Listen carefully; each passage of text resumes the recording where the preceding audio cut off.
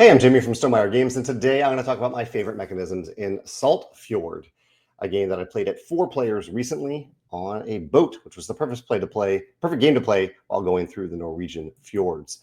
Saltfjord is somewhat of a sequel or a remake of the game Santa Maria, in case you've played that one, but has similar mechanisms, but not a lot has changed as well. Not just the mechanisms, but also the theme. My favorite mechanism in the game is the action system. There's tension between 2 key points in the game.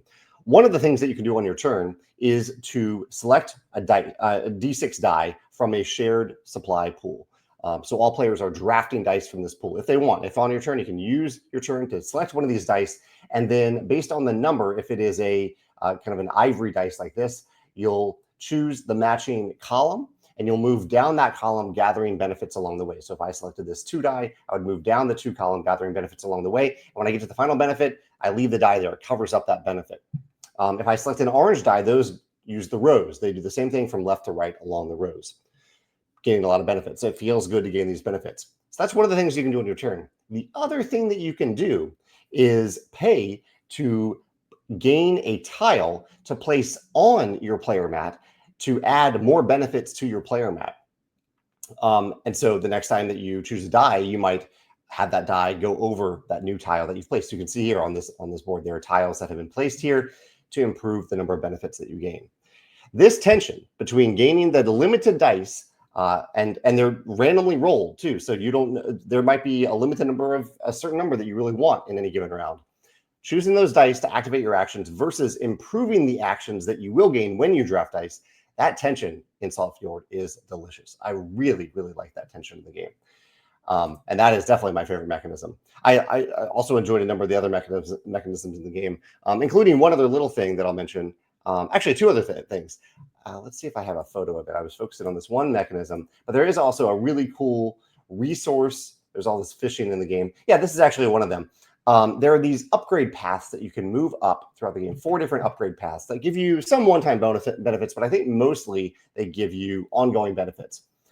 I like that this is all pre-printed on the board, so that you don't have to, I think other games might have tried to like mix up all these things and have setup take forever. Instead of already takes a little while in this game. Instead, at the top of the tracks, there are 4 random tiles for end game benefits. So there is variability for these tracks from game to game, but it's limited to 1 tile per track, and it's just at the top of the track. It's an end game goal. I think in my game, I reached 2 of these. I didn't reach the other 2, and that was fine. So I got to pursue 2 goals and didn't pursue 2 other goals.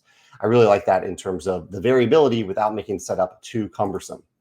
There's one other mechanism related to the resource upgrade system. I'm sorry, I'm going through all these photos really quickly. There it is.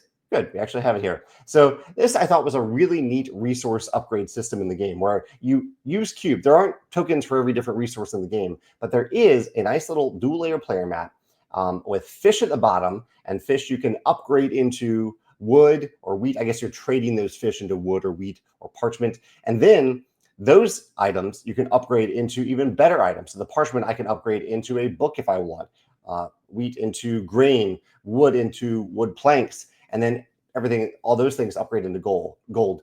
This system was really satisfying to play with. I really like this resource system. It just felt, I mean, these things could have all been resources that you gain, maybe have little icons on them to show that you can upgrade this thing and this other thing and have a resource chart. But I really liked that it was just built into the interface of the game. Really, really clever resource upgrade system for resources that are used in a variety of ways throughout the game. So yeah, those are my favorite mechanisms in Saltfjord. A lot going on. I really had a great first impression of the game. And I'd love to hear your thoughts. If you have a different favorite mechanism in the game or want to talk a little bit more about one of the ones that I mentioned, let me know in the comments below. Thanks.